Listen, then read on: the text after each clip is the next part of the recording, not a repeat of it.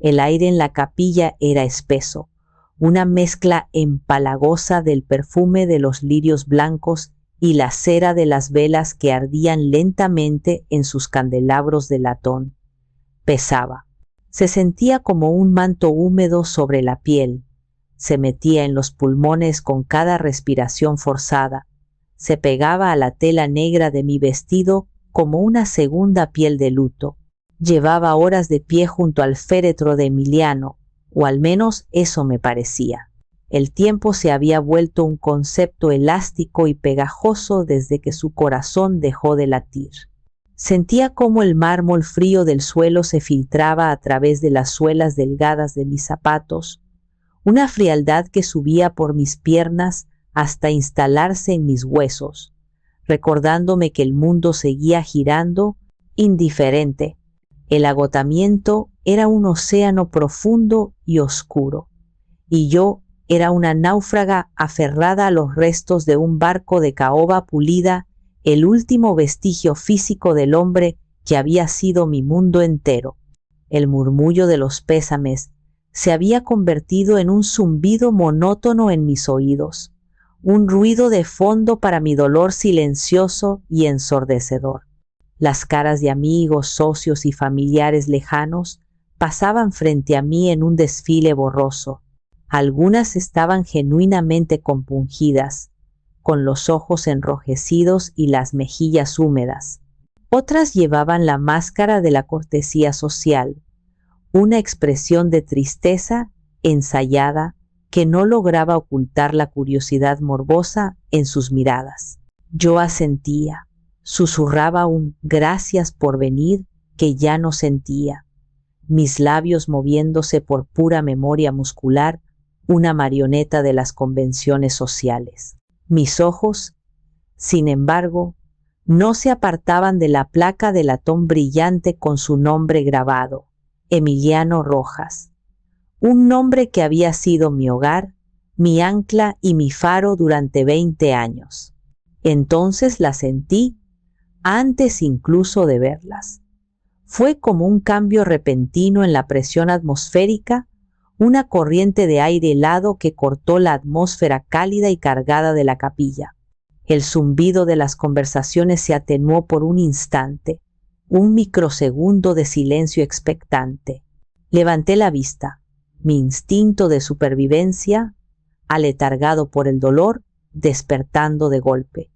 Se recortaban contra la luz pálida de la entrada. Mi cuñada, Valentina, y su madre, mi suegra, Anacleta. Valentina no vestía el luto discreto del resto de los presentes. Llevaba un vestido negro, sí, pero era de un diseñador caro, con un corte tan ceñido a su cuerpo que gritaba atención, no respeto. Un bolso de marca colgaba de su brazo como un arma. Sus tacones de aguja, finos y letales, resonaban en el silencio con una insolencia casi violenta, cada paso un martillazo en la quietud sagrada del lugar. Anacleta, a su lado, parecía una versión más austera de la misma arrogancia, envuelta en un abrigo de paño, con el mentón en alto y una mirada que barría la sala como si estuviera inspeccionando una propiedad antes de una subasta. No buscaban consuelo, buscaban algo más. No caminaron hacia el frente para presentar sus respetos al hombre que supuestamente era su hermano e hijo. No se acercaron a mí para ofrecerme un abrazo que, de todas formas, yo no habría aceptado. Se quedaron cerca de la entrada, observando, juzgando, su presencia una mancha de discordia en el tapiz del duelo colectivo. Eran espectadoras, no participantes. Un escalofrío me recorrió, uno que no tenía nada que ver con el mármol bajo mis pies. Era un frío antiguo, familiar, el mismo que sentí el día de mi boda cuando me dieron la bienvenida a la familia con sonrisas que no llegaban a sus ojos. El frío de saberme perpetuamente la extraña, la pieza que no encajaba, la usurpadora del afecto y ahora del legado de su sangre. Me volví hacia el féretro, intentando anclarme en la solidez de la madera, en el último vestigio de mi esposo. Acaricié la superficie pulida, mis dedos trazando el contorno de una veta intrincada. Paz. Solo quiero que él tenga paz. Pensé, una súplica desesperada. Pero una parte de mí, una parte que había aprendido a desconfiar durante 2 décadas de cenas familiares tensas y cumpleaños olvidados, sabía que la paz no duraría. La advertencia de Emiliano, susurrada en la quietud estéril de una noche de hospital, resonó en mi mente con una claridad aterradora. No dejes que te intimiden, Cass. Pase lo que pase, no dejes que te roben nuestra historia. Y yo no lo haría. Aunque en ese momento, con el cuerpo entumecido por la fatiga y el alma rota por la pérdida, no tenía idea de la magnitud de la batalla que estaba a punto de comenzar. Solo sabía que el silencio pesado de la capilla acababa de ser profanado y que la guerra, una guerra que llevaba 15 años gestándose en las sombras de la envidia y el resentimiento, había llegado a mi puerta vestida de seda negra y tacones de aguja. Entre la multitud de rostros compungidos, distinguí a mi primo Pablo, sentado en la tercera fila, con los hombros caídos. Me sonrió con tristeza. Pablo fue quien nos prestó su vieja camioneta Datsun, que olía a gasolina y a perro mojado, para hacer la mudanza a aquel departamento minúsculo en la colonia Doctores, nuestro primer nido. Su rostro fue el detonante. De repente, el olor a lirios se desvaneció, reemplazado por el recuerdo penetrante de la humedad, la pintura barata y la sopa instantánea. Ya no estaba en el funeral, estaba 15 años atrás, en el epicentro de nuestra lucha. Nuestro primer hogar juntos era una caja de zapatos glorificada en el 4º piso de un edificio sin elevador. Tenía una sola ventana que daba a un patio interior de cemento, un laberinto de tuberías oxidadas y tendederos con ropa ajena. El sonido constante de una gotera en el baño era la banda sonora de nuestros días, un metrónomo que marcaba el ritmo de nuestra precaria existencia. Pero éramos felices, éramos invencibles. Teníamos sueños que eran infinitamente más grandes que aquellas 4 paredes desconchadas. Emiliano pasaba las noches en vela, tecleando furiosamente, con el rostro iluminado por el resplandor azulado de una laptop de segunda mano. Dibujaba los planos de un imperio digital en el que solo él y yo creíamos. Su idea, una aplicación para optimizar las rutas de empresas de reparto, sonaba a ciencia ficción para la mayoría. Para mí, sonaba la sinfonía del futuro. Pero el futuro, descubrimos, tenía un precio de entrada muy alto. El capital inicial, reunido de nuestros modestos ahorros y un pequeño préstamo de mi padre, antes de morir, se agotó como agua en el desierto. Los pequeños inversores nos daban largas. Los bancos, con sus ejecutivos de traje y sonrisa condescendiente, prácticamente se reían en nuestra cara. Llegamos a un punto de quiebre. Una noche lo encontré en nuestra pequeña sala comedor oficina, con la cabeza entre las manos, la pantalla de la computadora mostrando una hoja de cálculo que era un mar de números rojos. Se acabó, Cass, me dijo, y su voz, normalmente tan llena de energía y convicción, sonó hueca, rota.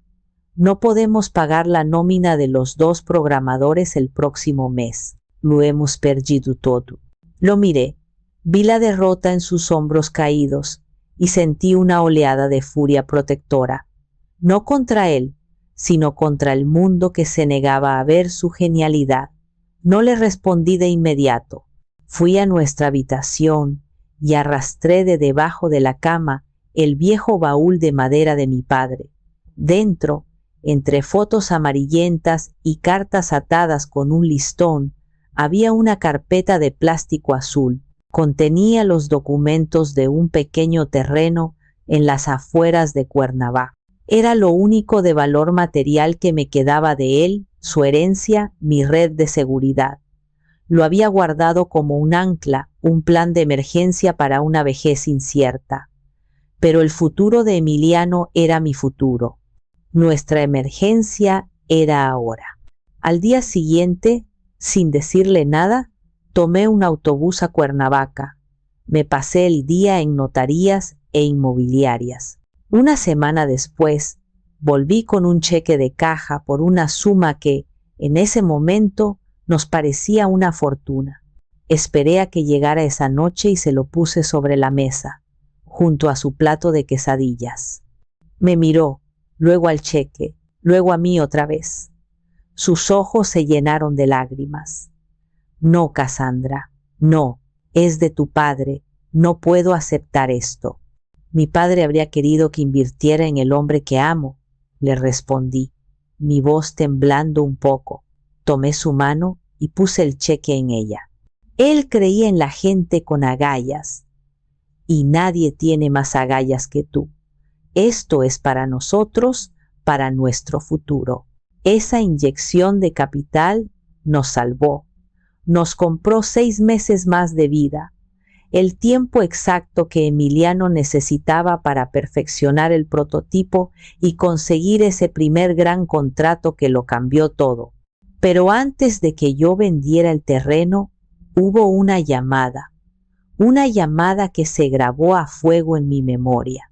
Emiliano, en un último y desesperado intento por no tocar mi herencia, decidió tragarse su orgullo y llamar a su hermana. No para pedirle una gran suma, sino apenas $5,000, más como un gesto de inclusión, de hacerla partícipe de su sueño.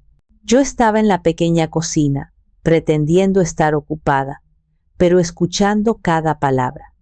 Escuché el tono esperanzado y casi suplicante de mi esposo, la forma en que su voz se aceleraba al describir su visión. Y luego, escuché la risa de Valentina. No fue una risa Mabel. Fue un sonido agudo, burlón, un estallido de desprecio que viajó por el cable del teléfono y me golpeó directamente en el estómago. ¿Una aplicación para repartidores? Ay, hermanito, de verdad que no tienes remedio, dijo, su voz goteando con descendencia. ¿Por qué no dejas de jugar al empresario y te buscas un trabajo de verdad, como la gente normal? Mamá y yo no vamos a tirar nuestro dinero en tus fantasías.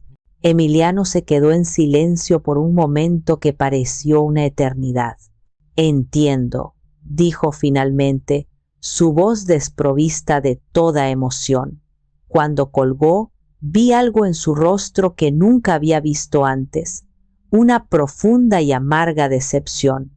No era por el dinero, era por la traición, por el desprecio. Ese día, algo fundamental se rompió entre ellos. Ese día, su propia sangre eligió no creer en él. Y yo, en el silencio de nuestra cocina, supe que había hecho lo correcto al vender el legado de mi padre, porque mientras su familia le daba la espalda, yo estaba apostando todo lo que tenía y todo lo que era a su nombre. 5 años antes del funeral. La vida había cambiado de una manera casi cinematográfica. La aplicación de Emiliano, rebautizada como Ruta Óptima, no solo funcionaba, sino que se había convertido en el estándar de oro de la industria logística en toda América Latina. El apartamento en la Doctores era un recuerdo borroso. Ahora vivíamos en una casa modernista en Las Lomas, con paredes de cristal que miraban a un jardín meticulosamente cuidado. Emiliano conducía un coche alemán que zumbaba silenciosamente al arrancar y su rostro, mi rostro amado, apareció en la portada de una prestigiosa revista de negocios. El titular, en letras grandes y audaces, decía: el visionario que cambió la logística para siempre. La celebración, inevitablemente, fue una comida familiar en el jardín de la casa de mi suegra. Hacía años que Valentina había reanudado el contacto, una vez que el riesgo de tirar su dinero había sido reemplazado por la certeza de la riqueza de su hermano. Su actitud había mutado. La burla abierta se había transformado en una familiaridad forzada, una cercanía empalagosa, salpicada de comentarios que eran como pequeñas agujas envenenadas, diseñadas para pinchar y desinflar nuestra felicidad. Ese día estaba especialmente inspirada. Sostenía una copa de vino caro, paseándose entre los invitados socios de la empresa, viejos amigos, familiares lejanos, contando anécdotas de la infancia de Emiliano, como si ella hubiera sido su principal confidente y animadora desde el principio. Yo siempre supe que mi hermanito tenía algo especial, la escuché decir a un grupo, con una risa cantarina. Desde niño era un genio. La observé desde la distancia, desde mi silla en la mesa principal, mi sonrisa fija en su lugar, una máscara de serenidad que había perfeccionado con los años de práctica. El momento culminante de su actuación llegó durante el brindis. Después de que varios socios y amigos levantaran sus copas para felicitar a Emiliano, ella se puso de pie. El jardín quedó en silencio. A Valentina siempre le había gustado tener una audiencia. Por mi hermanito, dijo, levantando su copa con un gesto teatral. Su sonrisa era amplia, pero no le llegaba a los ojos. En sus ojos había un brillo frío, calculador. Siempre supe que llegaría lejos. Tiene los genes de nuestra familia, la inteligencia y la visión de nuestro padre.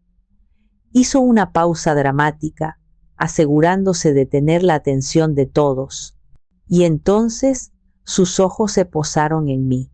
«¿Y qué suerte tuvo de encontrarte, Cassandra?», exclamó, su tono de voz subiendo un poco, volviéndose artificialmente entusiasta. «Debes estar tan, pero tan feliz de ya no tener que preocuparte por el dinero, ¿verdad?». La pregunta flotó en el aire tibio de la tarde, cargada de veneno. No era una felicitación, era una acusación, era una sentencia. En una sola frase, me había despojado de todo mi mérito. Reducía mis 20 años de sociedad, de sacrificio, de fe inquebrantable en los momentos más oscuros, a la simple y vulgar suerte de haberme casado con un hombre rico. Me borraba de la ecuación de su éxito.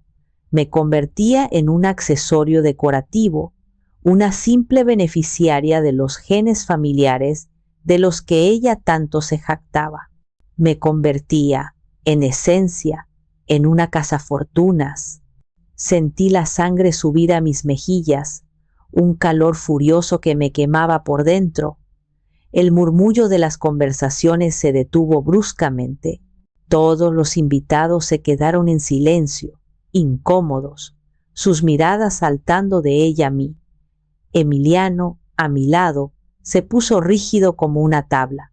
Su mano se cerró en un puño sobre la mesa y vi cómo su mandíbula se tensaba. Estaba a punto de responder, de defender mi honor, de causar una escena que arruinaría su propia celebración. Puse una mano sobre su puño cerrado, una señal para que se detuviera. Lo miré y negué suavemente con la cabeza.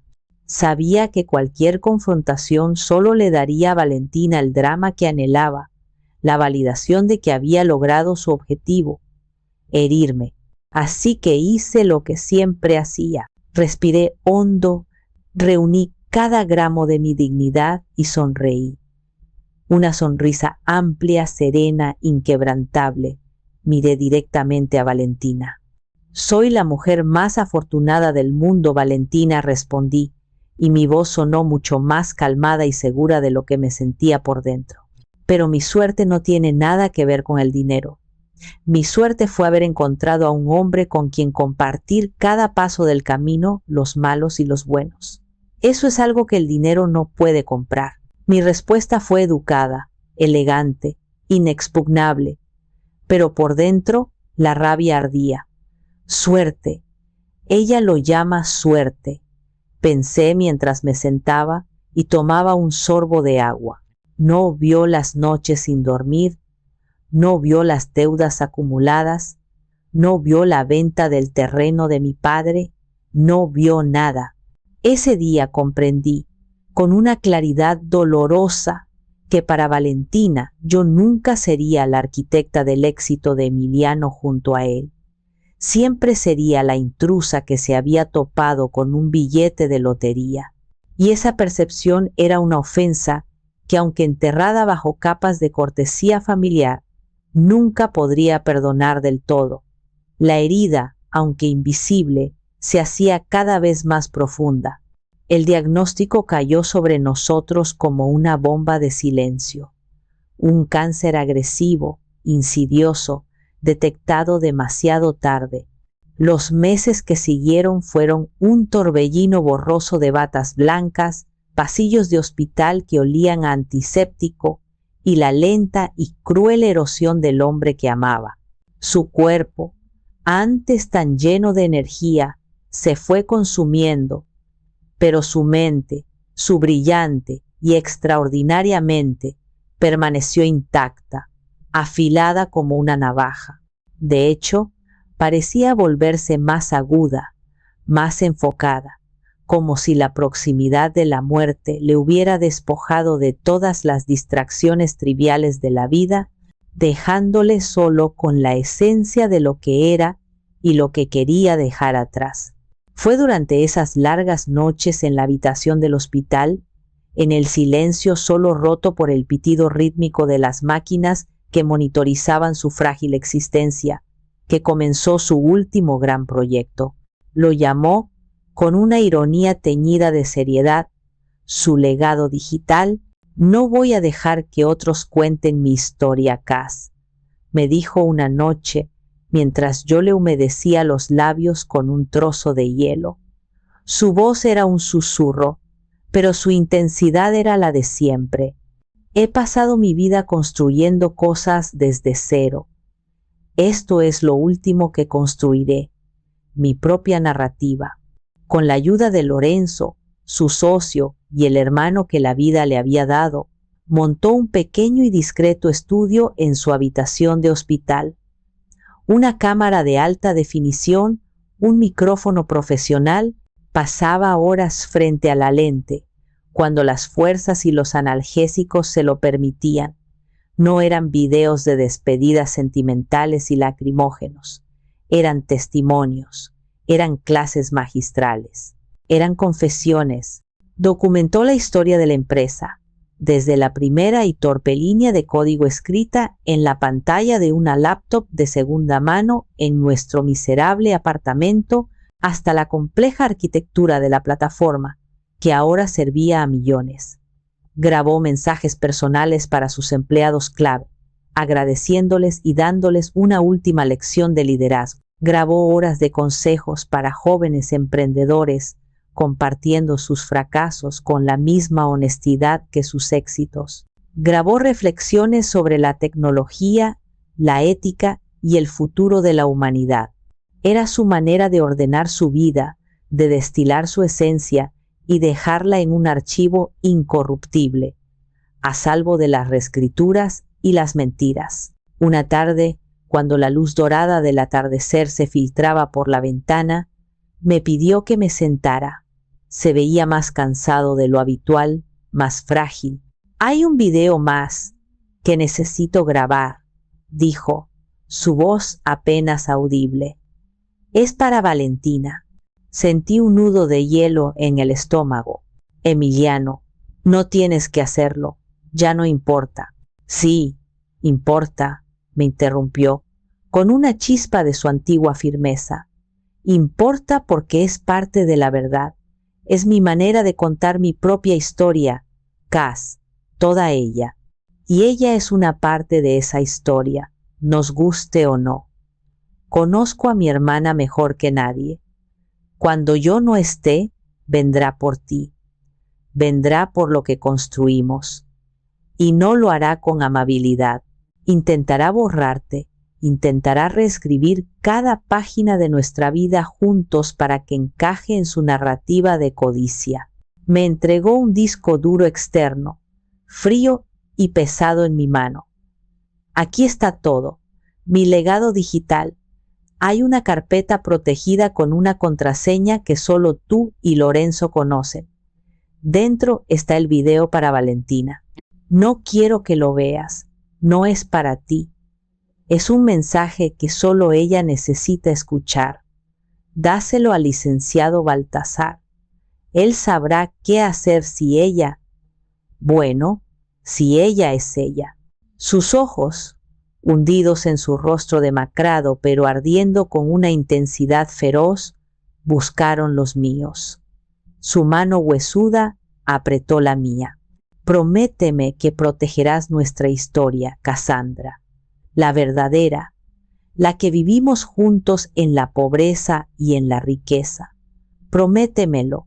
Te lo prometo, le dije, con la voz ahogada por las lágrimas que ya no podía contener, sellando mi juramento sobre su piel fría. Protegeré nuestra historia con mi vida. Esa fue nuestra última promesa. Y mientras estaba de pie en la capilla, sintiendo la mirada depredadora de Valentina en mi espalda, supe que el momento de cumplirla estaba peligrosamente cerca. El legado digital de Emiliano no era solo un archivo de recuerdos, era un arsenal. Y yo, su albacea, tenía la llave. La ceremonia concluyó. El último himno se desvaneció en el aire cargado de incienso, dejando un silencio aún más profundo y pesado que antes. Los asistentes, moviéndose con una lentitud reverencial, comenzaron a formar una línea para darme el pésame final. Cada abrazo, cada palabra amable, era un pequeño bálsamo en una herida que sentía que nunca dejaría de sangrar. Me aferraba a esos gestos de genuino afecto, a los recuerdos compartidos, tratando de construir una barrera de calor humano contra la tormenta que presentía que se avecinaba. Valentina y Anacleta no hicieron fila. ¿Sería rebajarse a la altura de la gente común?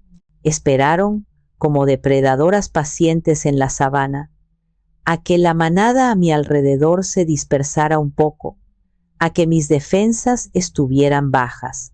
Eligieron su momento con una precisión quirúrgica, justo cuando mi primo Pablo y un par de viejos amigos de la universidad me rodeaban, susurrando palabras de consuelo, sus presencias un escudo frágil pero bien intencionado. Se acercaron, no juntas, sino con Valentina un paso por delante, como la punta de lanza de un ejército invisible.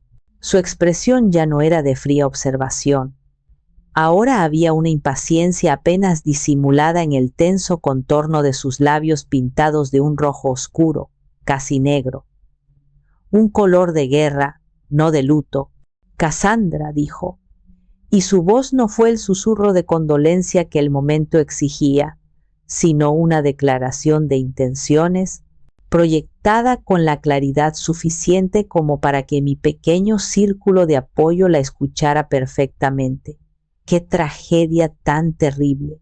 Ha sido un día muy, muy largo para todos. Asentí, sin confiar en mi propia voz para responder.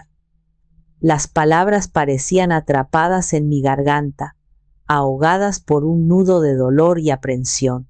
Mi primo Pablo, sintiendo la hostilidad en el aire, me puso una mano reconfortante en el hombro. Valentina ignoró el gesto por completo, sus ojos fijos en mí. Me escanearon de arriba abajo, deteniéndose por un instante en el sencillo collar de perlas que Emiliano me había regalado en nuestro primer aniversario, una de las pocas joyas que poseía, el único lujo que me permití ese día. Era como si estuviera calculando mi valor destazando mi dolor. Ahora que lo peor ha pasado, continuó, su tono volviéndose más práctico, más de negocios, como si estuviera en una sala de juntas y no frente al ataúd de su hermano. Creo que es imperativo que nosotros, la familia, necesitemos hablar sobre los arreglos de Emiliano. La palabra familia fue pronunciada con un énfasis deliberado, casi mayúsculo. Era una frontera invisible que acababa de trazar en el suelo de la capilla, una línea que me dejaba claramente fuera. Era una bala verbal, diseñada para herir, para disminuirme y para establecer su autoridad frente a los testigos. Mis amigos se miraron, sus rostros reflejando la misma incomodidad que se retorcía en mi estómago. El aire se tensó hasta volverse casi irrespirable. Tragué saliva, buscando la calma en el fondo de mi agotamiento. Encontré la imagen del rostro de Emiliano en mi mente y me aferré a ella. Valentina, te agradezco tu preocupación, dije, y me sorprendió la firmeza de mi propia voz. Pero como puedes imaginar, este no es ni el lugar ni el momento para discutir esos asuntos. Una sonrisa condescendiente, fina como el filo de un cuchillo, se dibujó en su rostro. Oh, querida, entiendo perfectamente que estés abrumada. Es mucho que procesar para ti, pero estos asuntos no pueden esperar. Hay decisiones importantes que tomar, decisiones que nos conciernen a todos, como familia. La única decisión que se tomará hoy, intervine mi paciencia, ya fina como un hilo, comenzando a deshilacharse, es donde nos reuniremos para celebrar la vida de mi esposo con las personas que realmente lo amaron y lo respetaron. Cualquier otro asunto puede y debe esperar a ser tratado por los canales adecuados, y en el momento adecuado, mi respuesta, aunque envuelta en el lenguaje de la cortesía, fue un claro desafío a su autoridad, fue un no rotundo. Vi un destello de furia pura en sus ojos. Había esperado encontrar a una viuda rota, dócil y fácil de manipular. Se encontró con una pared. La primera grieta apareció en su fachada de control, y supe, con una certeza helada, que acababa de encender la mecha de un polvorín. El drama que tanto anhelaba estaba a punto de comenzar, y lo haría en sus términos, en público, sin piedad y sin vergüenza. Mi negativa la descolocó, pero solo por un instante. Parpadeó como si no pudiera procesar que la simple viuda se hubiera atrevido a contradecirla. Anacleta, mi suegra, que había permanecido un paso atrás como una sombra silenciosa, dio un paso adelante, colocando una mano en el brazo de su hija. No era un gesto para calmarla, sino para reforzarla, el de un segundo al mando confirmando la orden de ataque. Casandra, por favor no seas difícil, dijo Anacleta, y su voz, normalmente delgada y quejumbrosa, ahora tenía un filo de reproche y acero. Valentina solo está pensando en el bien de la familia. Emiliano no hubiera querido que las cosas se quedaran en el aire, flotando en la incertidumbre. Emiliano hubiera querido que su funeral fuera un espacio de paz y respeto, respondí, sin apartar la mirada de Valentina. Algo que ustedes dos parecen decididas a impedir. Esa fue la chispa. La máscara de Valentina no solo se hizo añicos, sino que explotó en 1000 pedazos. La compostura ensayada se evaporó, reemplazada por una rabia pura, visceral y sin adulterar.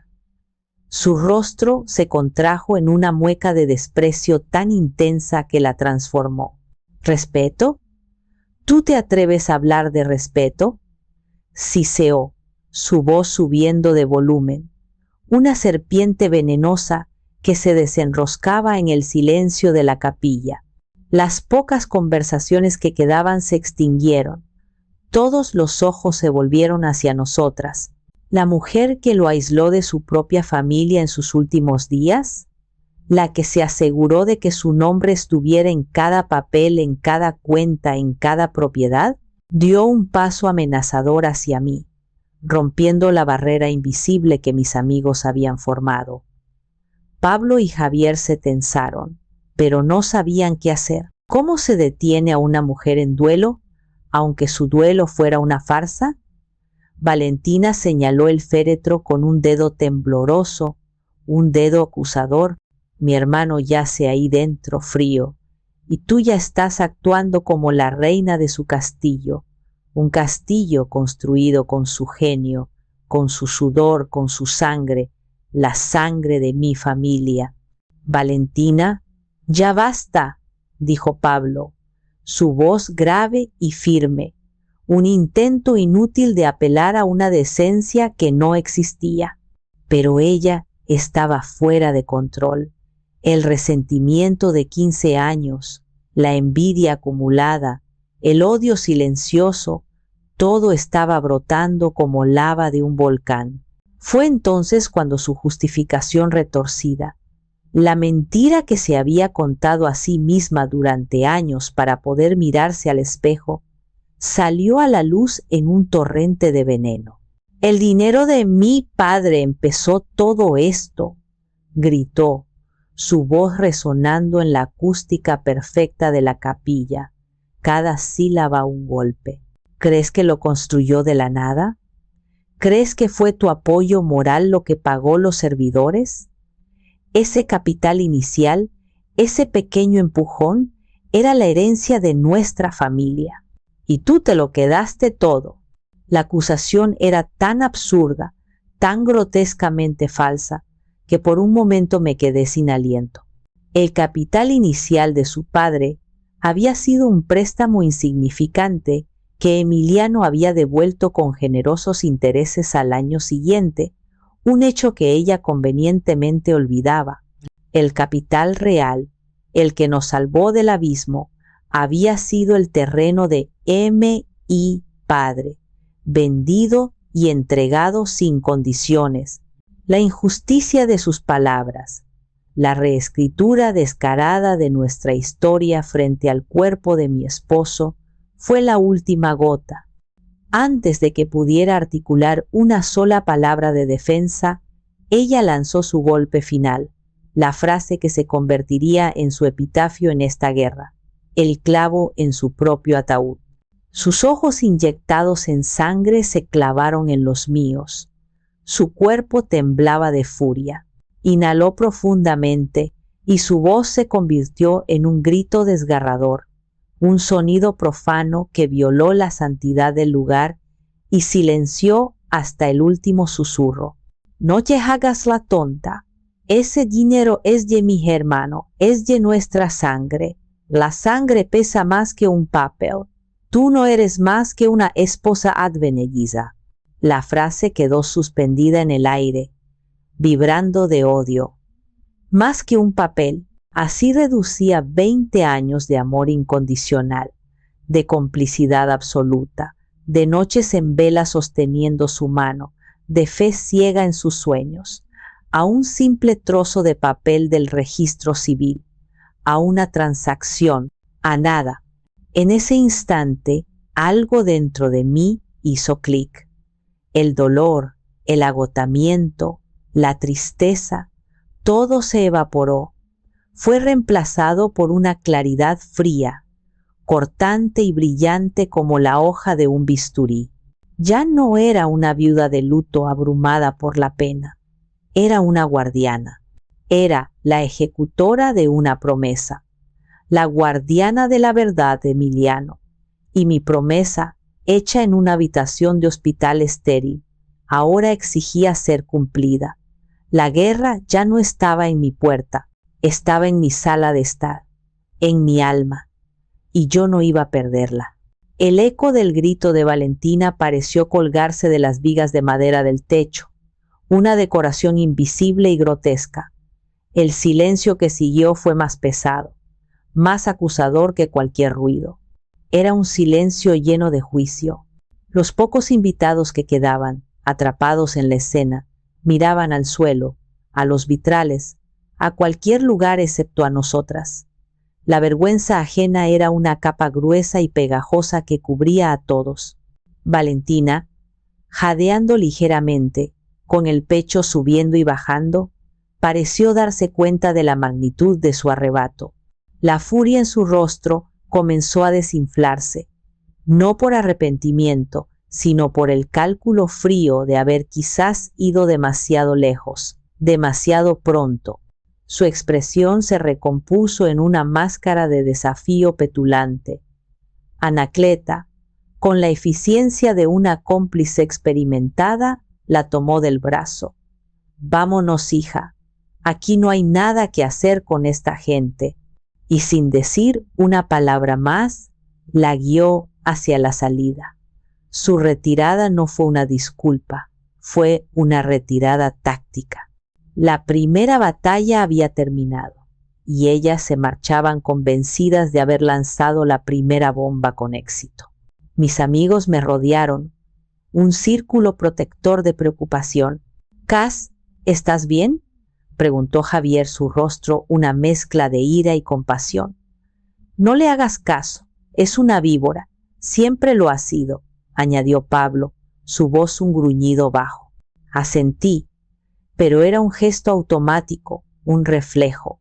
No estaba bien, estaba transformada. La mujer que había entrado en esa capilla por la mañana, envuelta en la niebla algodonosa del dolor, había desaparecido. En su lugar había una mujer con un propósito, con una misión. La tristeza seguía ahí, un océano bajo la superficie, pero ahora había una corriente de hielo corriendo a través de ella. «Necesito un momento a solas», susurré, mi voz sonando extrañamente distante a mis propios oídos. Me alejé de ellos, ignorando sus protestas suaves, y me dirigí, no hacia la salida, sino hacia un pequeño pasillo lateral que llevaba a una sacristía vacía. Cerré la pesada puerta de madera detrás de mí y la oscuridad fresca y el olor a cera vieja me envolvieron. Era un santuario improvisado. Me apoyé contra la pared de piedra fría y sólida. Y fue entonces cuando mi cuerpo finalmente reaccionó al trauma. Mis manos empezaron a temblar, un temblor incontrolable que subía por mis brazos y hacía castañetear mis dientes. Mis rodillas se debilitaron como si fueran de gelatina y me deslicé por la pared hasta quedar sentada en el suelo de baldosas frías. Allí, en la soledad protectora, el dique de contención que había construido con tanto esfuerzo se rompió. No lloré con sollozos ruidosos y catárticos, sino con lágrimas silenciosas y ardientes que corrían por mis mejillas, dejando surcos calientes en mi piel fría. Eran lágrimas de rabia por la injusticia, lágrimas de impotencia por no haber podido protegerlo de su propia familia, ni siquiera en su muerte, y lágrimas de una profunda y amarga tristeza por el hombre que amaba, cuyo descanso eterno acababa de ser tan brutalmente perturbado. «Lo siento, mi amor», susurré al aire frío y quieto. «Lo siento tanto. No quería esto. No quería que tu despedida se convirtiera en este circo grotesco. ¿Qué hago, Emiliano? Dime qué hago. No quiero pelear. Estoy tan cansada. Pero no puedo dejar que ella gane. No puedo. No puedo dejar que su mentira sea la última palabra sobre nuestra vida juntos». Me quedé allí sentada, hecha un ovillo en el suelo frío, por lo que parecieron horas, pero que probablemente fueron solo minutos. Dejé que la furia y el dolor me atravesaran, que me limpiaran, y luego, lentamente, como el sol saliendo después de una tormenta violenta, una calma helada comenzó a asentarse en mi centro. La promesa, el legado digital, el video. Emiliano lo sabía. Él siempre lo supo. No me había dejado indefensa, me había dejado un mapa, me había dejado las armas, y el amor inmenso que sentía por él, un amor que trascendía la muerte, exigía que las usara. Me levanté, mis piernas todavía un poco temblorosas, pero mi resolución más firme que la roca. Me sequé las lágrimas con el dorso de la mano, un gesto brusco, definitivo. Salí de la sacristía y caminé directamente hacia la salida, con la cabeza alta, ignorando las miradas preocupadas de mis amigos. Una vez fuera, bajo el cielo gris y plomizo de la ciudad, saqué mi teléfono del bolso. Mis dedos ya no temblaban, se movían con una precisión y una velocidad que me sorprendieron. Busqué el contacto y marqué el número del licenciado Baltasar. «Licenciado», dije cuando contestó, mi voz clara y fría, sin un solo rastro de duda o temblor. «Soy Cassandra, la esposa de Emiliano Rojas. Lamento molestarlo en un día como hoy». «Señora, no es ninguna molestia. Mis más sentidas y sinceras condolencias», respondió su voz grave y profesional. «Gracias», dije cortante, sin tiempo para formalidades. «Licenciado, ha ocurrido un incidente en el funeral. Ha ocurrido exactamente como Emiliano predijo que ocurriría. Es hora de activar el protocolo». Hubo una breve, casi imperceptible, pausa al otro lado de la línea. Luego, su voz regresó, teñida de una nueva seriedad, la voz de un general recibiendo una orden de ataque. «Entendido, señora. Convocaré a todas las partes a la lectura oficial del testamento en mi oficina. Pasado mañana, a las 10 en punto. Esté preparada». «Lo estoy», respondí, y colgué. La guerra había sido declarada, y yo acababa de mover mi primera y más importante pieza en el tablero. Las siguientes 48 horas fueron un purgatorio diseñado a medida. La noticia del escándalo en el funeral se extendió como un reguero de pólvora, no a través de los medios, todavía no, sino a través del canal más rápido, eficiente y venenoso que existe, el chisme familiar.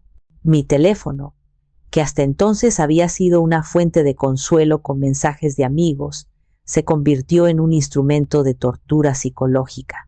La campaña de presión comenzó con una llamada de la tía Yadira, hermana de mi suegra y por lo tanto teniente general en el ejército de Valentina. Su llamada fue la primera andanada de una estrategia de desgaste claramente orquestada. «Cassandra, mijita, ¿cómo estás, corazón?», comenzó, su voz tan melosa como la miel, un tono que siempre precedía a una manipulación. «Estamos tan, pero tan preocupados por ti. ¡Qué día tan terrible! Y por la pobre de Valentina, imagínate, está destrozada. Perder a su único hermano y luego este malentendido tan feo». «No fue un malentendido, tía», respondí, mi voz plana como una llanura, sin ofrecerle ningún resquicio emocional al que aferrarse. «Ay, no digas eso, mi niña. La gente dice cosas terribles cuando está de duelo. Las palabras se escapan. Ella no lo dijo en serio, tú la conoces. Pero tú sabes cómo es Valentina, siempre tan apasionada, tan protectora con la sangre. Yo creo que lo mejor sería que la llamaras, que aclararan las cosas entre ustedes. La familia debe permanecer unida en estos momentos tan difíciles. Emiliano así lo hubiera querido, estoy segura. Gracias por tu consejo, tía». «Tengo que colgar», dije, y terminé la llamada antes de que pudiera continuar con su sermón. Después de Yadira, vinieron los primos lejanos, los amigos de la familia que siempre habían estado más cerca de Anacleta, todos con el mismo discurso, las mismas frases ensayadas como si hubieran recibido un guión. «No rompas la familia por dinero, Cassandra. En estas situaciones, alguien tiene que ser el más maduro y ceder. Piensa en la memoria de Emiliano. No le gustaría este conflicto. Valentina solo quiere lo que es justo, lo que le corresponde por derecho de sangre. Cada llamada era una pequeña herida, una acusación velada de que yo era la intransigente, la codiciosa, la que estaba profanando la memoria de mi esposo al no someterme a los caprichos de su familia. Eran los monos voladores de Valentina, como los llamaba una amiga psicóloga, enviados a debilitar mis defensas, a hacerme dudar de mi propia percepción de la realidad, a aislarme en una isla de culpa hasta que me rindiera. Y por un momento, en la oscuridad de la segunda noche, casi lo lograron. Después de la 10ª llamada, apagué el teléfono y me senté en la penumbra de mi sala, mirando el retrato de Emiliano que colgaba sobre la chimenea. Su sonrisa, siempre tan llena de vida, ahora parecía mirarme con tristeza. La duda se deslizó en mi mente, fría y sibilante como una serpiente. ¿Y si tenían razón? ¿Y si estaba convirtiendo esto en algo más grande de lo que era? ¿Y si mi dolor me estaba haciendo ver fantasmas?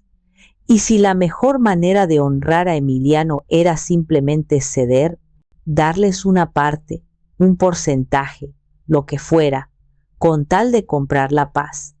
¿Valía la pena esta guerra?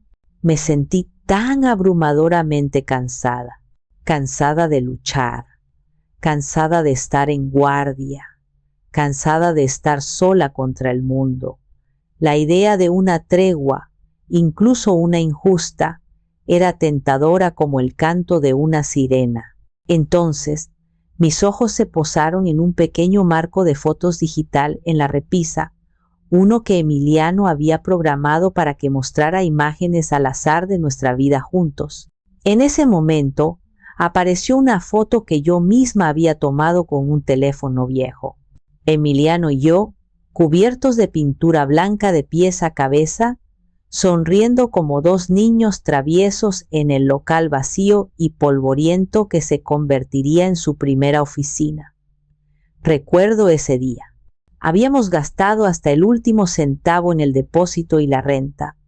No teníamos dinero para pintores, así que compramos unas brochas y unas latas de pintura barata y lo hicimos nosotros mismos durante todo un fin de semana.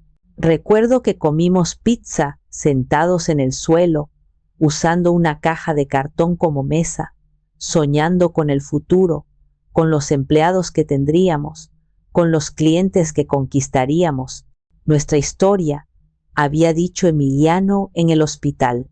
La duda se evaporó, quemada por la intensidad de ese recuerdo. La sirena dejó de cantar. Esa foto, ese momento, eso era por lo que estaba luchando, no por los 30 millones de dólares. Estaba luchando por la verdad de esos dos jóvenes cubiertos de pintura, por el sacrificio del terreno de mi padre, por cada noche de insomnio, por cada pequeño triunfo y cada amarga derrota que habíamos compartido en el campo de batalla de la vida. ¿Romper la familia?, pensé, con una amarga sonrisa en la oscuridad. ¿Qué familia?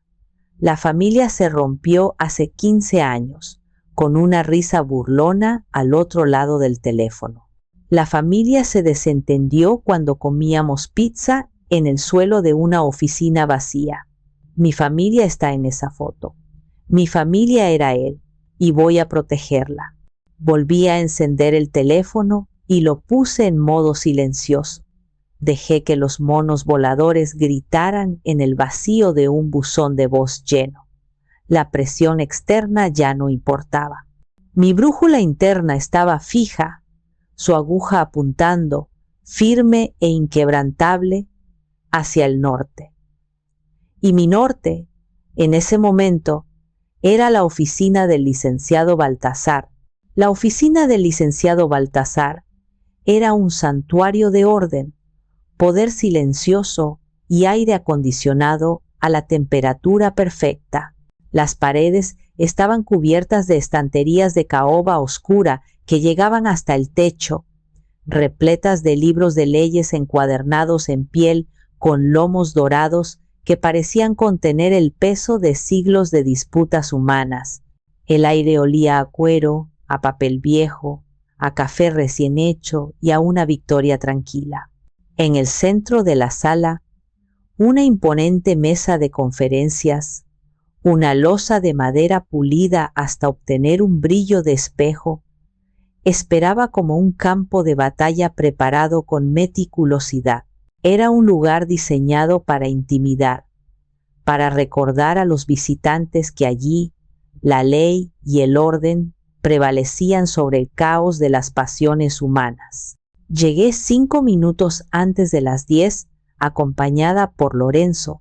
Él no dijo mucho durante el trayecto, pero su presencia sólida y tranquila a mi lado era un ancla en mi mar de nervios. Vestía un traje oscuro y una expresión seria. No era solo el socio de Emiliano, era el guardián de su memoria, y estaba allí para asegurarse de que se hiciera justicia.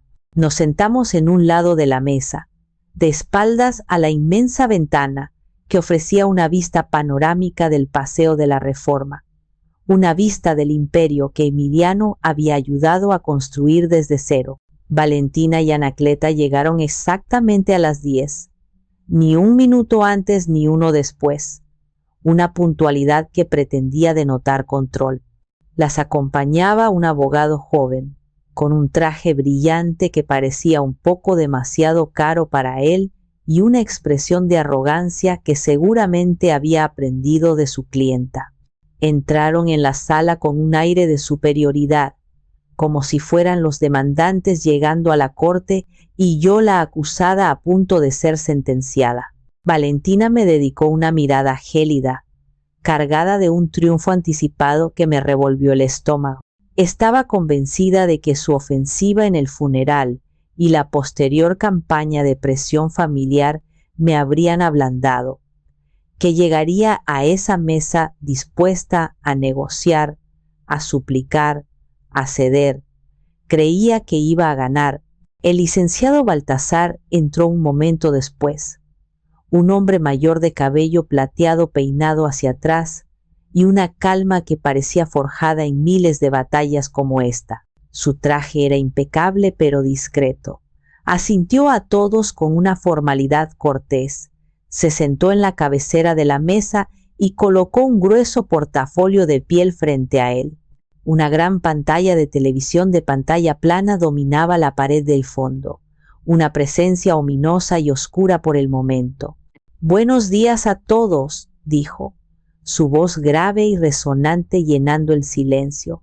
«Gracias por su puntualidad. Estamos aquí para la lectura del último testamento y voluntad del señor Emiliano Rojas, fechado y firmado hace 3 meses. Para que conste, están presentes la señora Casandra Morales, viuda del difunto, la señora Valentina Rojas, hermana, la señora Anacleta Fuentes, madre, y sus respectivos asesores legales. Procederé a leer el documento en su totalidad, sin interrupciones, por favor». Abrió el portafolio y comenzó a leer con una voz monótona y profesional, desprovista de toda emoción. El lenguaje legal era denso, un laberinto de cláusulas y subcláusulas, pero la intención era tan clara y brillante como un diamante.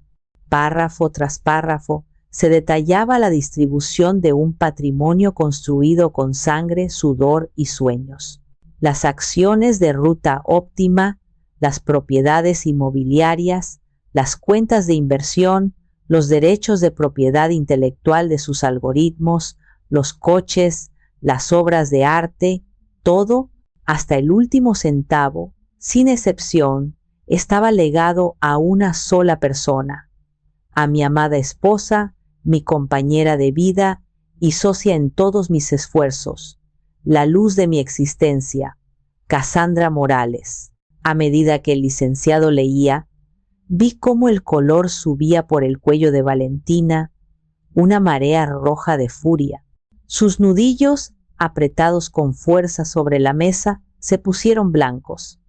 Su abogado parecía cada vez más incómodo, carraspeando y ajustándose la corbata, su confianza inicial desvaneciéndose con cada cláusula. Cuando el licenciado terminó, dejó el documento sobre la mesa con un gesto final. Esa es la totalidad del testamento, firmado ante notario y con testigos, concluyó, mirándolos por encima de sus gafas. El abogado de Valentina fue el primero en saltar, como si un resorte lo hubiera impulsado. Con todo el debido respeto, licenciado, mi clienta y su madre, como familiares de sangre directos y herederas naturales, encuentran este documento profundamente problemático. Es evidente para cualquier observador objetivo que el señor Rojas no se encontraba en plenas facultades mentales en sus últimos meses. La influencia indebida por parte de la señora Morales es una clara y obvia posibilidad que exploraremos en los tribunales. Valentina se inclinó hacia adelante, su voz un siseo venenoso que cortó el aire. Es absurdo, es un insulto. Mi hermano nunca nos hubiera dejado fuera de esta manera. Esa mujer lo manipuló, lo envenenó en nuestra contra cuando estaba más vulnerable, cuando su mente estaba nublada por la medicación. Se levantó de su silla, su rostro enrojecido y contraído por la furia. Impugno este testamento. Lo llevaremos a los tribunales. Conseguiremos los registros médicos. Hablaremos con las enfermeras. Demostraremos que fue coaccionado, que este documento es un fraude. La sala se llenó de su indignación fabricada. Una actuación mediocre para una audiencia de uno. Miré al licenciado Baltasar. Él no pareció inmutarse. Simplemente levantó una mano para pedir silencio, su expresión tan tranquila como el ojo de un huracán. La tormenta de Valentina había llegado a su máxima intensidad, y ahora el relámpago silencioso y devastador de Emiliano estaba a punto de caer. El licenciado Baltasar dejó que el eco de la amenaza de Valentina se extinguiera en el silencio acolchado de la sala. Dejó que su actuación llegara a su fin, dándole la soga con la que ella misma se ahorcaría.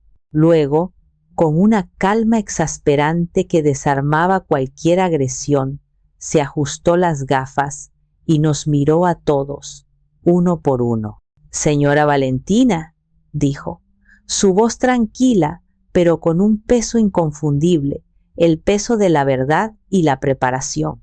Previendo esta eventualidad, esta misma acusación que usted acaba de articular, el señor Emiliano tomó ciertas precauciones.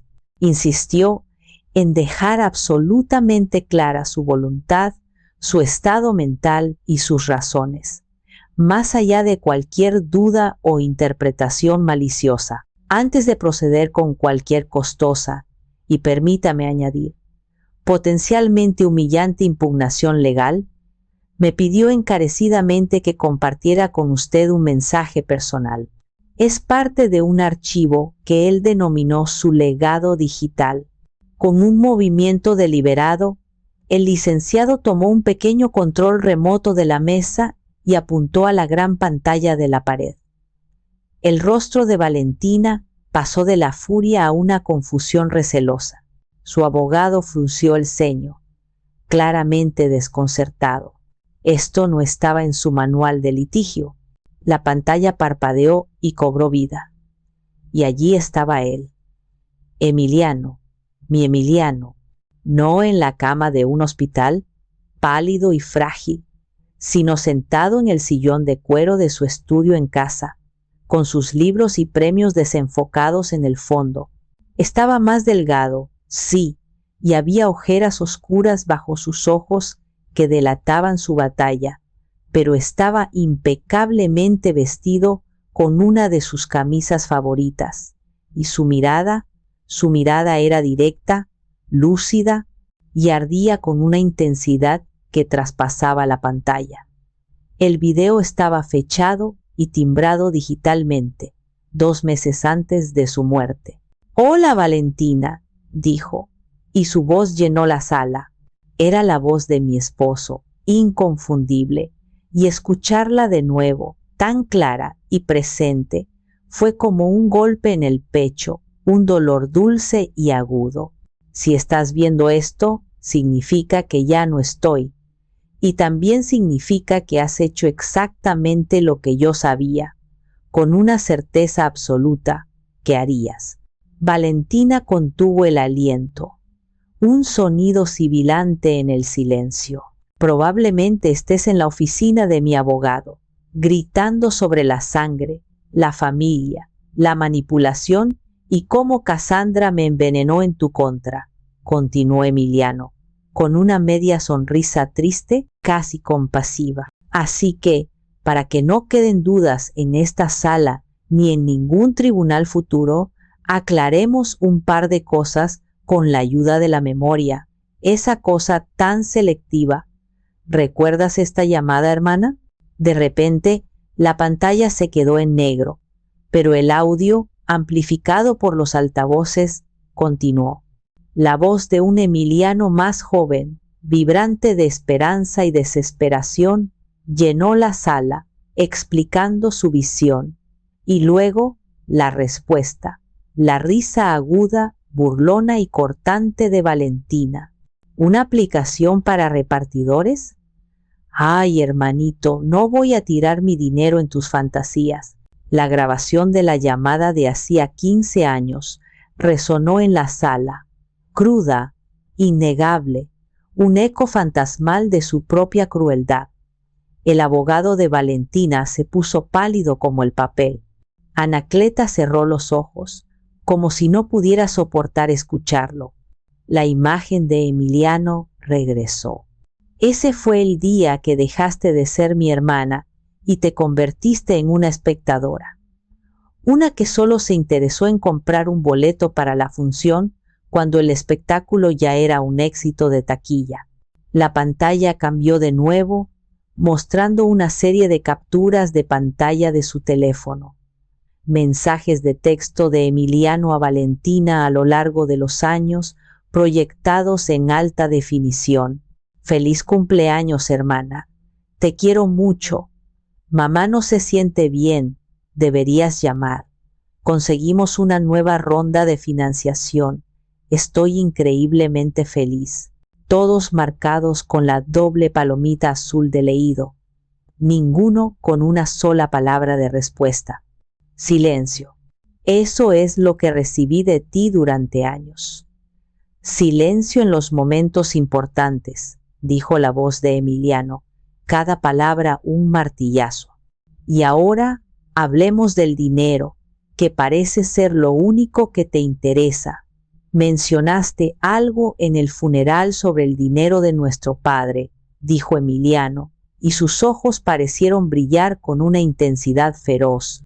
Tienes razón, él me dio un capital inicial, me prestó 20,000 pesos, un gesto generoso que siempre le agradecí. Y aquí la pantalla mostró una imagen nítida de un recibo bancario. Está la copia del cheque de caja con el que se los devolví, con un 20% de interés, un año después. Un negocio familiar justo, ¿no crees? Hizo una pausa, dejando que la evidencia se asentara. Pero, ¿sabes cuál fue el capital que realmente salvó la empresa? ¿El que nos mantuvo a flote cuando tú te reías de nosotros y el mundo nos daba la espalda? La pantalla mostró una copia del contrato de compra-venta del terreno. El terreno de mi padre, mi nombre, Cassandra Morales, y mi firma, claros como el día. El precio de venta, la fecha. La verdad, documentada y irrefutable. Ese fue el sacrificio sobre el que se construyó todo esto. El de Cassandra, no el tuyo. Ella apostó el legado de su padre por mí. Tú no quisiste arriesgar ni una migaja de tu comodidad. Finalmente, el rostro de Emiliano volvió a llenar la pantalla. Miró directamente a la cámara, como si estuviera mirando a través del tiempo y el espacio, directamente a los ojos de su hermana. Este legado no es dinero, Valentina. Es la historia de nuestro esfuerzo, del amor y la fe inquebrantable de mi esposa, que creyó en mí cuando nadie más lo hizo, ni siquiera mi propia sangre. Y tú no tienes parte en esa historia. Cada centavo, cada acción, cada ladrillo le pertenece a ella, por derecho, por amor y por justicia. Este video, grabado con total lucidez, en pleno uso de mis facultades mentales y sin ninguna coacción, es mi última palabra, es mi testamento. Adiós, hermana. La pantalla se quedó en negro. El video terminó, pero la presencia de Emiliano permaneció en la sala, más potente y real que nunca. Su voz, sus palabras, la verdad documentada, todo ello se había asentado sobre nosotros como una capa de ceniza, sofocando cualquier posible argumento, cualquier mentira. El silencio que cayó no era vacío, estaba lleno hasta el borde, lleno de la verdad innegable que acababa de ser expuesta. Era un silencio denso, pesado, casi sólido, un silencio que juzgaba. Miré a través de la mesa pulida, que ahora reflejaba los rostros distorsionados de mis adversarios. La transformación de Valentina fue una visión digna de un dramaturgo griego. El rostro enrojecido por la furia se había convertido en una máscara de cera pálida, cerúlea, sin una gota de sangre. Su boca, que momentos antes escupía veneno, estaba ahora ligeramente abierta, como si quisiera decir algo pero hubiera olvidado cómo formar las palabras, o quizás como si el aire mismo se hubiera negado a entrar en sus pulmones. Sus ojos, antes llenos de una arrogancia triunfante, ahora estaban vacíos, fijos en la pantalla negra, seguramente viendo en su reflejo los fantasmas de sus propias mentiras y su propia crueldad. Su cuerpo, que antes se erguía con la confianza de quien se sabe con derecho a todo, se había encogido en su silla, desinflado, derrotado, pequeño. Anacleta, a su lado, parecía haber envejecido 10 años en esos 10 minutos.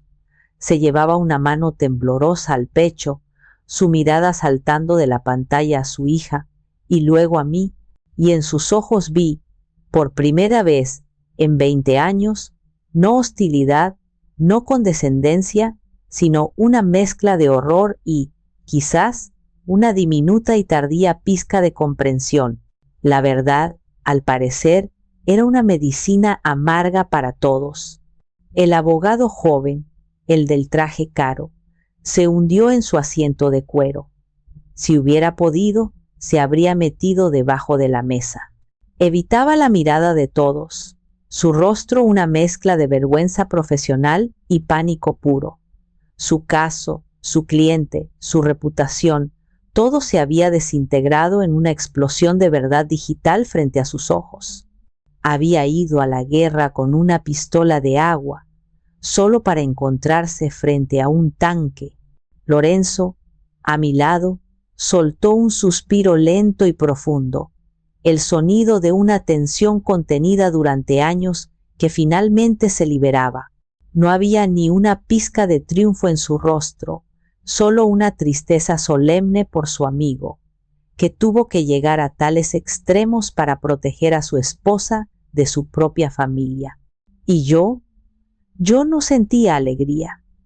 No sentía el dulce y vengativo sabor de la victoria que había imaginado. Sentía un profundo y agotador alivio, como un soldado que finalmente puede bajar las armas después de una guerra demasiado larga y sangrienta.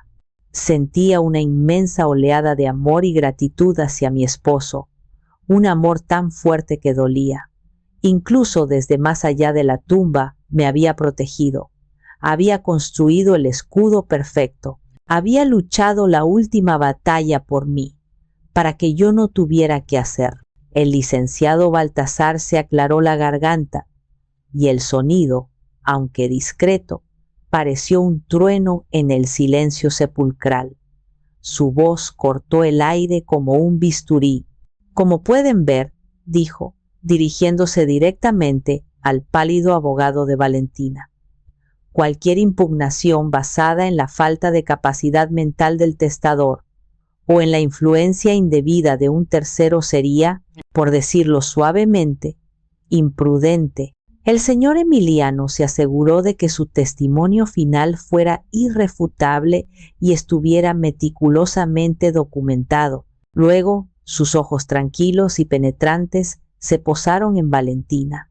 Su tono seguía siendo profesional, pero había un filo de acero en él, la voz de la ley en su forma más implacable. Cualquier intento de llevar este asunto a un tribunal resultará inevitablemente en que este video, junto con la grabación de audio, las capturas de pantalla de los mensajes y los documentos financieros, sea presentado como prueba A en un juicio público. Estoy seguro de que ni usted ni su reputación desearían ese nivel de escrutinio mediático. Era un jaque mate. No había escapatoria, no había farol, solo la cruda y desnuda verdad. Valentina finalmente reaccionó. Se levantó bruscamente, el movimiento torpe y carente de la gracia que solía caracterizarla. La silla de cuero chirrió contra el suelo de madera, un sonido agudo y desagradable. No me miró. No miró al abogado, no miró a nadie. Con la cabeza gacha, la espalda encorvada, salió de la sala de juntas casi corriendo, seguida por su madre, que parecía un espectro a su estela. Su abogado recogió sus papeles con manos torpes, murmuró una disculpa inaudible y lo siguió, deseando claramente estar en cualquier otro lugar del planeta. La puerta se cerró detrás de ellos con un suave clic, sellando su derrota, y en la sala quedó un silencio diferente, un silencio limpio, un silencio de finalidad.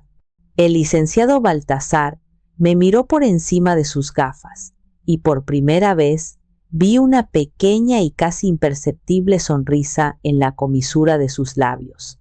Señora, creo que hemos concluido. Asentí, incapaz de hablar, sintiendo cómo las lágrimas, esta vez de pura gratitud y liberación, comenzaban a brotar. La guerra había terminado. Nuestra historia estaba a salvo. Los meses que siguieron a la lectura del testamento fueron una extraña y agridulce mezcla de duelo y renacimiento. El ruido ensordecedor de la batalla legal se desvaneció, dejando un silencio que al principio me pareció abrumador. El propósito que me había mantenido en pie, la necesidad de luchar, se había ido.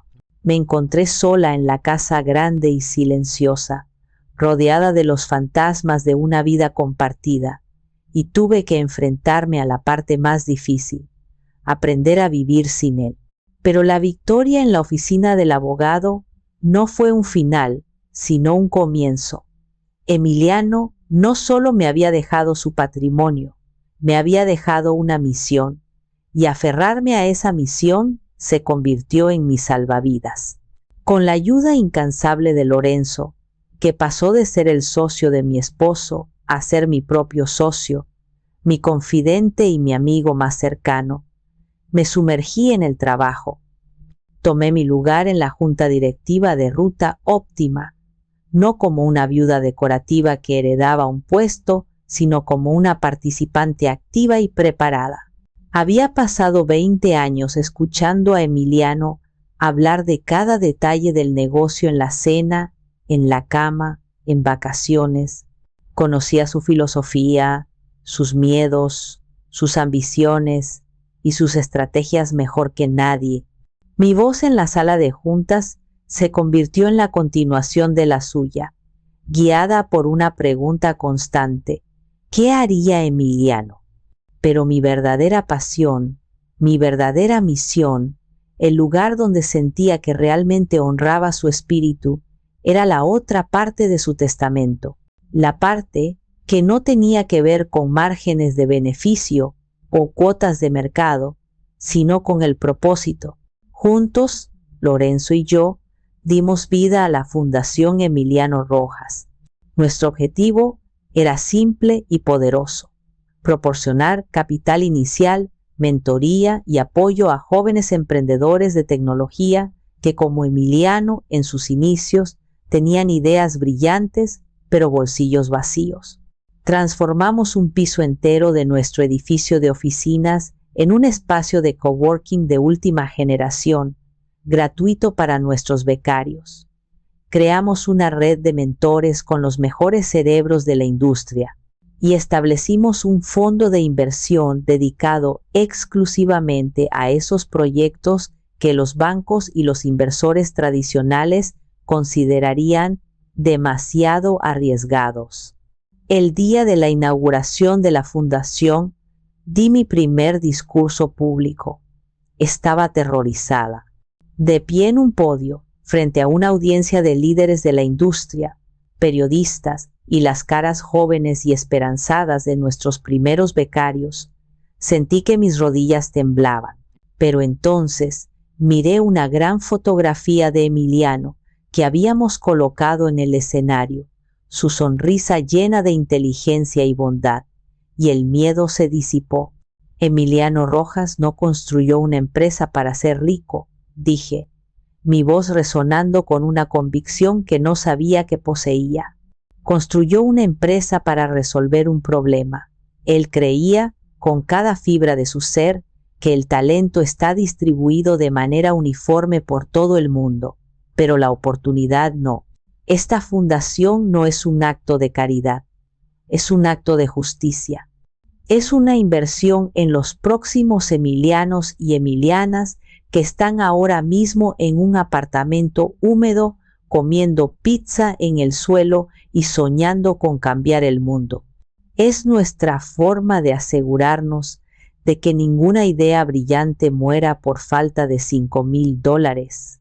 Mi vida adquirió un nuevo ritmo, uno definido por reuniones de presupuesto, entrevistas a candidatos con ojos brillantes y la inmensa y profunda satisfacción de ver cómo las semillas que plantábamos comenzaban a germinar. La historia de la confrontación en el funeral se convirtió en una leyenda susurrada en ciertos círculos, un cuento con moraleja sobre la codicia y la justicia poética. Pero yo nunca hablé de ella públicamente. Cuando los periodistas, inevitablemente, me preguntaban por mi familia política, mi respuesta era siempre la misma. Una frase que había ensayado con el licenciado Baltasar. Mi enfoque total y absoluto está en llevar adelante la visión de mi esposo a través del trabajo de la fundación. El cambio de poder era absoluto y silencioso. Ya no era la esposa de, era Cassandra Morales, la presidenta de la Fundación Emiliano Rojas, la guardiana de su legado. Había dejado de ser un personaje secundario en la historia de Valentina para convertirme en la autora de la mía. Una historia que se escribía no con palabras de odio y resentimiento, sino con acciones de creación, innovación y esperanza. Había encontrado la manera de transformar el veneno en medicina, de convertir mi dolor en un propósito. Y en ese proceso encontré una nueva versión de mí misma, una más fuerte, más sabia, una que creo con todo mi corazón que a Emiliano le habría encantado conocer. Pasó casi un año de trabajo intenso, de pequeños triunfos que se sentían como grandes victorias, y de la lenta y gradual cicatrización de una herida profunda. El tiempo no cura todas las heridas, como dice el cliché, pero sí les enseña a convivir con nosotros, a integrarse en el tejido de lo que somos. La vida continuaba, tejiendo una nueva y extraña normalidad alrededor del espacio vacío que Emiliano había dejado. Valentina y Anacleta habían desaparecido de mi vida tan completamente como si se hubieran evaporado. No hubo llamadas, ni mensajes, ni más intentos de contacto a través de terceros. se habían desvanecido en la vergüenza de su aplastante derrota. A través de Lorenzo, que todavía tenía algunos contactos en común, me enteré de que Valentina había vendido su departamento y se había mudado a otra ciudad. El escrutinio social, aunque silencioso, había sido demasiado para ella. Un día, revisando el correo de la fundación, encontré un sobre que me llamó la atención. Era de un papel grueso y caro, color crema. No tenía remitente, solo mi nombre escrito en el frente con una caligrafía temblorosa y pretenciosamente elegante que reconocí al instante. Era de Valentina. Mi primer instinto fue arrojarlo a la trituradora de papel sin abrirlo. ¿Qué podía decirme que tuviera alguna importancia? Pero la curiosidad, o quizás una necesidad inconsciente de cierre definitivo, fue más fuerte. Lo abrí con un abrecartas, con una extraña sensación de desapego, como un biólogo examinando un espécimen bajo el microscopio. Dentro no había una amenaza ni una demanda. Era una carta de varias páginas, escritas por ambos lados con una tinta azul oscuro. Las palabras eran una mezcla confusa y autocompasiva de remordimiento y justificación. Comenzaba hablando de la humillación que había sufrido, del ostracismo social, de cómo viejos amigos de la familia ahora cruzaban la calle para no tener que saludarla. Se quejaba de problemas financieros, de malas inversiones, de la injusticia de su situación. Y luego, en las últimas páginas, venían las disculpas, una cascada de palabras cuidadosamente elegidas. Frases como: el dolor por la pérdida de mi hermano me cegó, la envidia es una enfermedad terrible que me consumió, lamento profundamente mis acciones y las palabras que dije en un momento de locura. La carta terminaba con una súplica velada, no de dinero directamente, eso habría sido demasiado burdo, sino de una oportunidad para reconectar como la familia que somos, para reconstruir los puentes rotos antes de que sea demasiado tarde. Leí la carta 2 veces. La primera con una fría distancia analítica. La segunda tratando de encontrar un atisbo de sinceridad, una sola frase que sonara a una verdadera asunción de responsabilidad. Pero no lo encontré. No había arrepentimiento por el dolor que me había causado, ni por haber profanado la memoria de su hermano. Solo había lamento por las consecuencias negativas que sus acciones habían tenido para ella. No pedía perdón por haberme herido, pedía perdón porque había perdido y su vida se había vuelto incómoda. Cerré la carta y la sostuve en mis manos por un momento. No sentí rabia, no sentí satisfacción ni un ápice de triunfo. Para mi sorpresa, lo único que sentí fue una profunda y tranquila indiferencia. El poder que ella había tenido sobre mis emociones durante tantos años, la capacidad de herirme con una sola palabra, se había extinguido por completo. Ya no era una figura amenazante en mi vida. Era solo una nota a pie de página triste y patética en la gran historia de mi esposo. Doblé la carta con cuidado y al llegar a casa esa noche, la guardé en una caja de madera que contenía viejos recuerdos de Emiliano. No porque fuera importante o porque pensara en ella, sino porque, para bien o para mal, también era parte de la historia completa, de nuestra historia. No habría respuesta. Mi silencio, a partir de ese momento, sería mi respuesta final y definitiva. Esa noche me serví una copa de vino y salí a la terraza de mi casa. Las luces de la Ciudad de México se extendían bajo mis pies como una galaxia caída. Era la misma vista que Emiliano y yo habíamos admirado tantas noches, planeando el futuro.